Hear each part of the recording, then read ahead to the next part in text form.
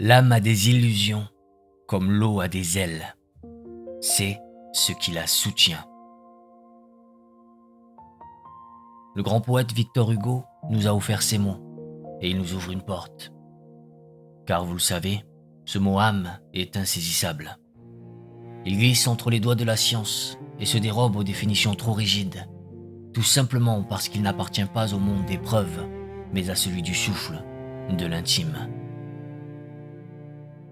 Aussi, je ne prétendrai pas aujourd'hui vous donner une réponse définitive, une vérité gravée dans le marbre. Je vous invite plutôt à un voyage pour visiter cette notion, là où elle respire, là où elle inspire, pour l'explorer à travers les paysages changeants de la pensée et de l'expérience humaine. Pensez à l'âme comme à une carte ancienne, dont chaque territoire révèle une part de son mystère. Il y a le territoire des philosophes, qui ont tenté de dessiner ses contours avec la plume acérée de la raison. Il y a celui des artistes, qui la peignent avec des couleurs de l'émotion et la chantent avec les notes du cœur. Plus loin, le territoire surprenant des scientifiques, qui traquent son écho dans le silence de nos neurones. Et puis, il y a ce territoire plus secret encore, le vôtre, le mien, celui que nous arpentons seuls, dans le murmure de nos certitudes intérieures. Notre parcours se fera en plusieurs étapes. Chacune d'elles sera comme une facette d'un diamant. Vous pourrez l'observer sous un angle de lumière unique, indépendamment des autres, et y trouver, je l'espère, un éclat qui vous est propre.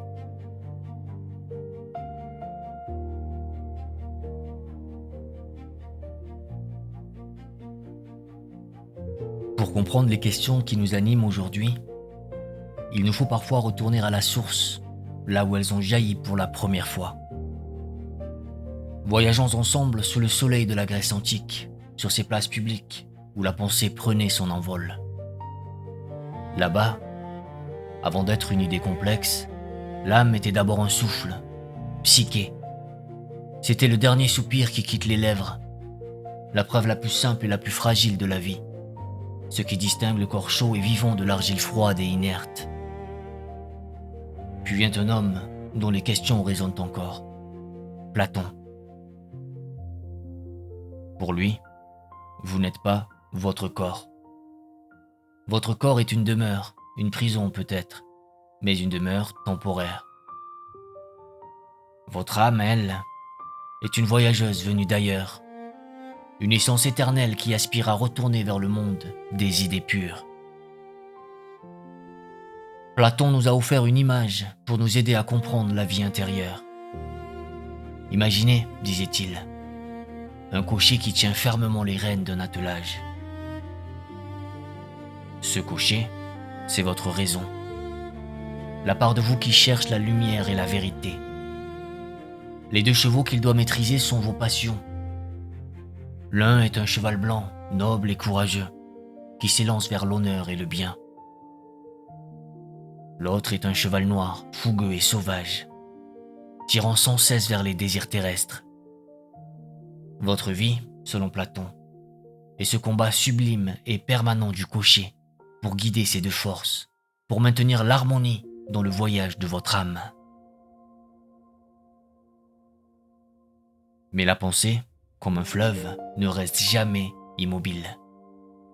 L'un des plus brillants élèves de Platon, Aristote, regarda le ciel, puis il regarda la terre, et il choisit de marcher sur la terre. Pour Aristote, l'âme n'est pas un passager dans le navire du corps. Elle est l'idée même du navire, son plan, sa fonction. Il nous a donné une analogie d'une clarté lumineuse. Si votre œil était un être vivant, disait-il, la vue serait son âme. Voyez-vous la beauté de cette idée? L'âme n'est pas cachée dans l'œil. Elle est ce qui permet à l'œil de voir.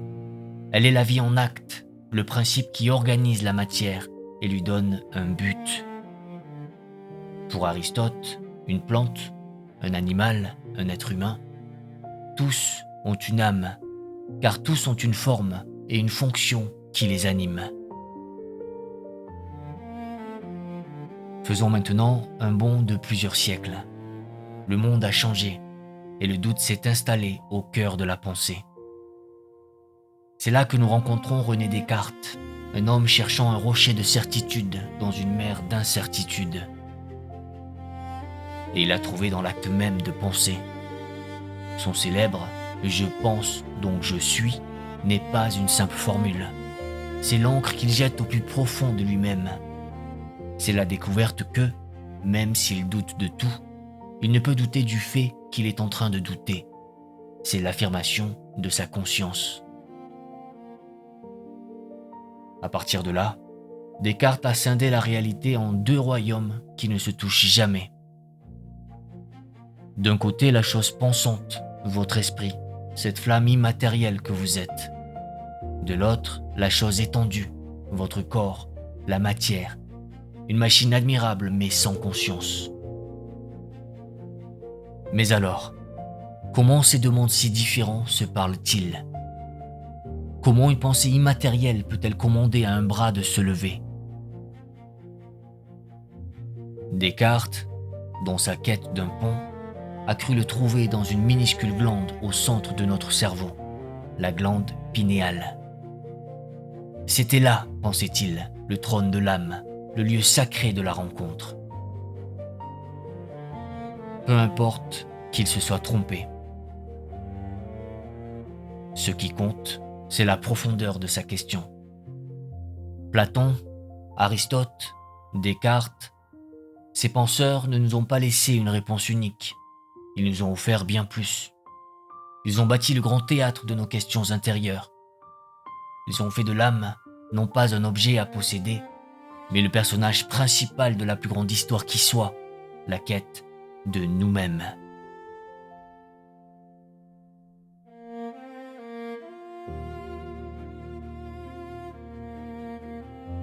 Il arrive un moment où la pensée doit se taire pour que la vérité puisse parler.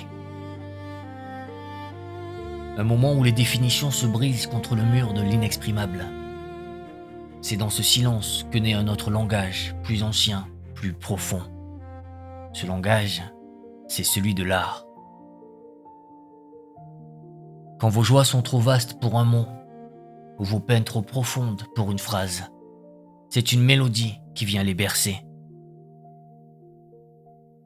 Quand la beauté du monde vous submerge, c'est une couleur sur une toile qui tente de la capturer. Dans ce territoire, l'âme n'est plus un concept à disséquer, mais une source silencieuse à laquelle on vient puiser.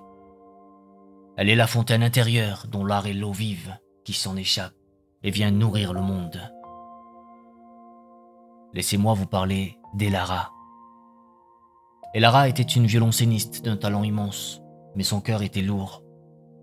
Depuis des jours, elle luttait avec son instrument. Chaque note était juste, chaque mouvement techniquement parfait. Mais la musique restait inerte, prisonnière de la partition. Son archet était devenu lourd, un morceau de bois mort qui ne faisait que gratter des cordes. La musique était une cage de notes parfaite, mais sans oiseaux pour chanter à l'intérieur. Et un soir, épuisée, au fond de son studio, elle a cessé de se battre. Elle a cessé de vouloir, de contrôler, de penser. Elle a fermé les yeux, posé son archet sur les cordes, et elle s'est abandonnée. Elle n'a plus joué pour la musique. Elle a laissé la musique jouer à travers elle. Et c'est là que le miracle s'est produit. De son violoncelle s'est élevé un son qu'elle ne reconnaissait pas. Un son d'une pureté, d'une chaleur, d'une tristesse si belle qu'il semblait contenir toutes les larmes et tous les espoirs du monde. Son archet semblait glisser sur un fil de lumière. Ses doigts dansaient d'eux-mêmes sur le manche. Ce n'était plus sa technique qui jouait, c'était son âme qui chantait. Voilà ce que les artistes nomment avec des mots si simples et si justes, mettre son âme dans son œuvre. Et ne croyez pas que ce miracle soit réservé aux salles de concert ou aux musées. Vous le connaissez. Vous l'avez touché du doigt, ce moment de grâce. Il est dans les mains du boulanger qui pétrit son pain avant l'aube, non plus par habitude, mais avec une tendresse infinie. Il est dans le geste du jardinier qui prend soin de sa rose, oubliant le temps qui passe. Il est dans la voix d'un parent qui invente une histoire pour son enfant, une histoire qui jaillit de nulle part, tissée d'amour et de magie. Dans chaque acte de création sincère, il y a ce moment où le faire s'efface pour laisser place à l'être. Car voilà la véritable magie de la création. Chaque œuvre née de ce souffle devient une empreinte, la trace de notre passage. Un fragment d'éternité que nous laissons derrière nous. Imaginez-vous dans le silence d'une grotte, à Lascaux, face à vous, sur la paroi froide, éclairée par une simple lumière, il y a des mains. Des empreintes de mains humaines posées là il y a des millénaires. Ce ne sont pas là de simples images, ce sont des présences. Ce sont des âmes qui nous tendent la main à travers le gouffre du temps. L'âme, vue sous cette lumière, est notre alchimie la plus sacrée. C'est notre capacité à transformer la douleur invisible en une symphonie poignante, le bonheur fugace en une peinture éternelle, le chaos intérieur en un poème limpide. C'est un pont de lumière que nous jetons entre notre silence intérieur et le cœur du monde.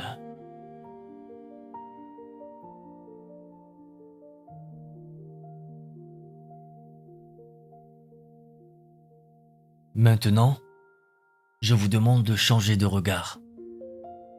Quittons un instant les ateliers d'artistes et les jardins des philosophes pour entrer sur la pointe des pieds dans le silence des laboratoires.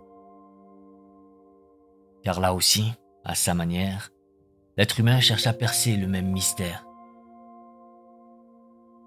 Le scientifique, armé de ses instruments, plonge son regard à l'intérieur de nous, dans cette merveilleuse galaxie qu'est notre cerveau. Et que voit-il ? Il voit une forêt électrochimique d'une complexité inouïe. Il voit des milliards de neurones, comme autant d'étoiles qui communiquent entre elles. Il voit des synapses qui crépitent, des molécules qui voyagent, des signaux qui parcourent des autoroutes nerveuses à des vitesses vertigineuses. Il peut cartographier les zones de la peur, du plaisir, de la mémoire. Mais il a beau chercher, il ne trouve nulle part une petite flamme, une entité localisable qu'il pourrait isoler et nommer l'âme. Face à ce silence, la science ne s'est pas avouée vaincue. Elle nous a offert une idée aussi simple que puissante, une clé pour comprendre. Le concept d'émergence. Laissez-moi vous l'expliquer avec la chose la plus simple qui soit, l'eau. Imaginez une seule, unique molécule d'eau, un H2O. Cette molécule en elle-même n'est pas mouillée. Le concept d'humidité n'a aucun sens à son échelle. Elle n'est ni liquide, ni solide, ni gazeuse. Mais, quand des milliards de ces molécules dansent ensemble, quand elles se lient, interagissent et créent un vaste réseau, alors quelque chose de nouveau apparaît. De leur interaction collective naît une qualité que les molécules ne possédaient pas seules. L'humidité, la fluidité, la capacité de nous désaltérer. L'humidité est ce que l'on appelle une propriété émergente. Appliquons maintenant cette clé à notre propre esprit. Un seul neurone, tout seul, ne pense pas. Il ne ressent ni la joie d'une étreinte, ni la mélancolie d'un crépuscule. Il ne se souvient pas de votre enfance et n'imagine pas votre avenir. Il n'aime pas. Mais quand 100 milliards de ces messagers de lumière s'entrelacent, dans la symphonie la plus complexe de l'univers connu, alors quelque chose de nouveau émerge. De cette danse naît votre conscience, le sentiment d'être vous. Ce théâtre intérieur où se jouent vos pensées, vos émotions, vos rêves. Cet écho peut être de ce que nous nommons l'âme. Pourtant, même avec cette clé, une porte reste fermée. La science se heurte à ce que les philosophes appellent le problème difficile de la conscience.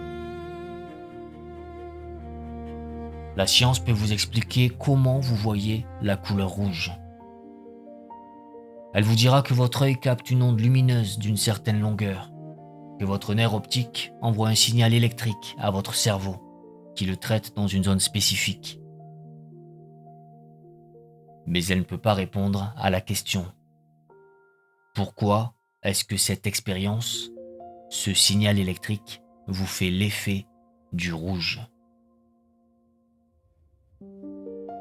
Pourquoi cette sensation subjective, cette chaleur, cette qualité si particulière que vous seul pouvez ressentir? Ce fossé entre le mécanisme et l'expérience vécue est la frontière actuelle de notre connaissance. C'est un espace de mystère où la science devient humble, un jardin secret où le mot âme trouve encore refuge, non pas comme une entité, mais comme le nom que nous donnons à ce miracle de l'expérience subjective. Alors non, la science n'a pas trouvé l'âme dans le cerveau, mais elle a fait quelque chose de peut-être encore plus beau. Elle nous a dessiné avec une précision admirable le plan du palais complexe et merveilleux où elle pourrait résider.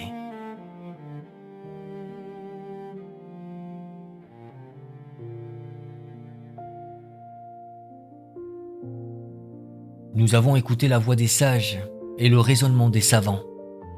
Il est temps maintenant de quitter les grandes bibliothèques et les laboratoires silencieux pour entrer dans le temple le plus humble et le plus sacré qui soit, celui de votre propre vie. Car l'âme, voyez-vous, ne se trouve pas seulement dans les concepts et les équations. Elle se respire dans l'air de nos journées.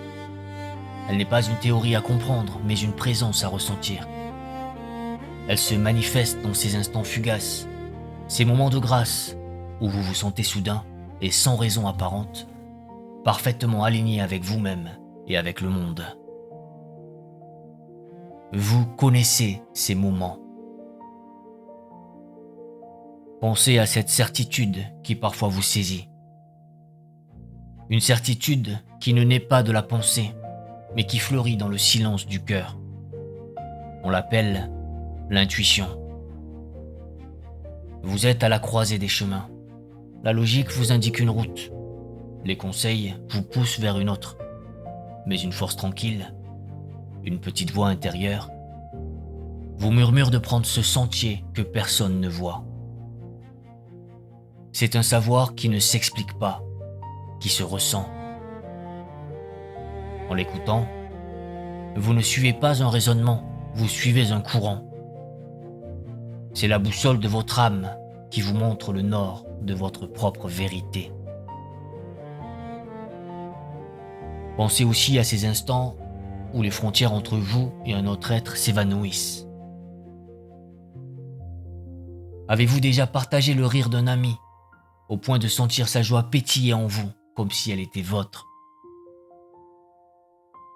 Ou senti le poids de la tristesse d'un être cher se poser sur vos propres épaules, sans qu'un seul mot soit prononcé?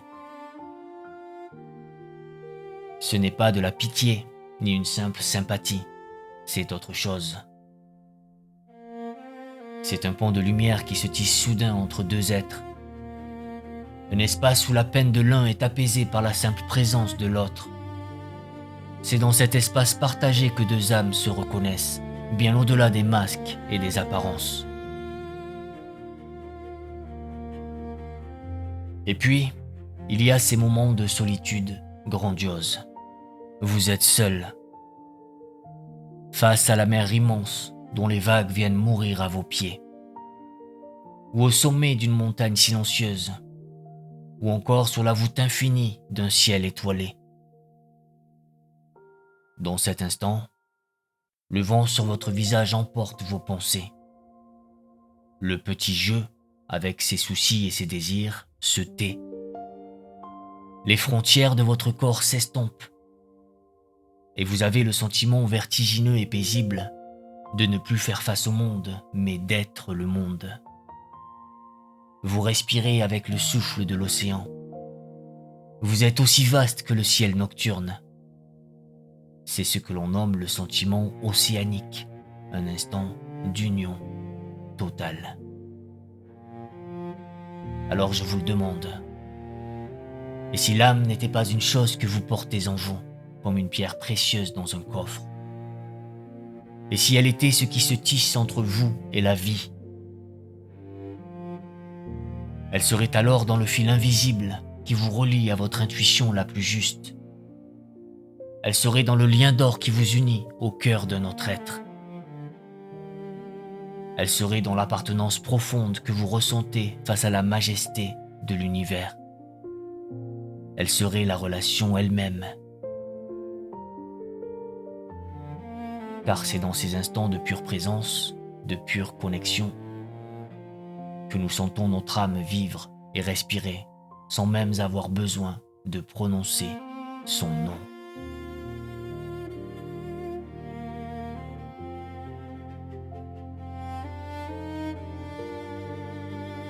Nous voici au terme de notre voyage.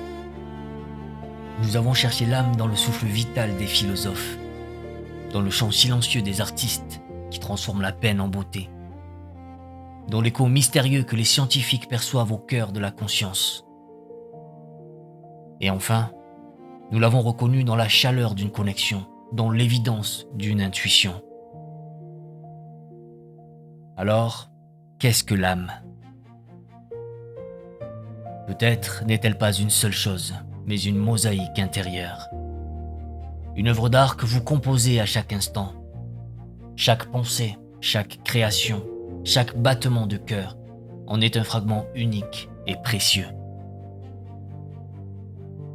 Aucun fragment, à lui seul, ne peut révéler l'image entière, mais ensemble, ils composent le visage unique de ce que vous êtes. C'est pourquoi la définir, à l'enfermer dans un seul mot, c'est peut-être passer à côté de son essence. Car peut-être que l'âme n'est pas une chose que l'on possède, mais un verbe que l'on conjugue. Un verbe qui se décline au présent de nos intuitions, au passé de nos héritages et au futur de nos créations.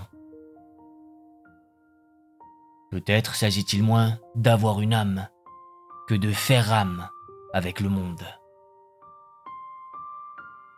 Merci de m'avoir prêté votre écoute et votre temps pour ce voyage au cœur d'un des plus beaux mystères qui soit. Prenez soin de vous.